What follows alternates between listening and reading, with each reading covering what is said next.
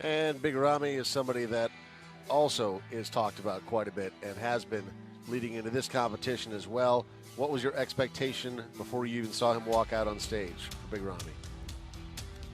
Well, I don't know if it's my expectation, but I felt like this was a critical contest for him because last year when he did the Olympia, he was not in the kind of condition he needed to be to fulfill a lot of the thoughts that people had that perhaps he's going to be, a true contender for this title.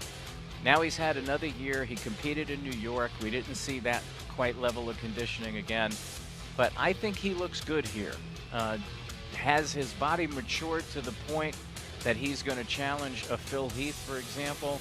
No, I don't believe that it has. But I think the bigger question for Big Ramy is, does he finish out of the top 5 or 6 this year, or does he crash that top 5, beat a couple or one of those big names, and start to move up that Olympia ladder, if you will?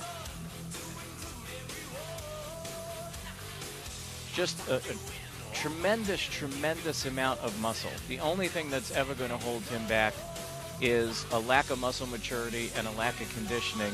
And you see here, I think he looks better from the front than he does from the back.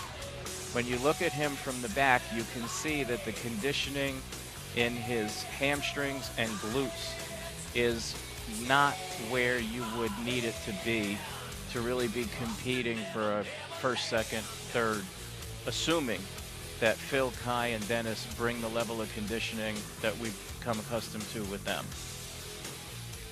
He does have the most impressive forehead veins of anyone that I've seen so far in the competition. Easily.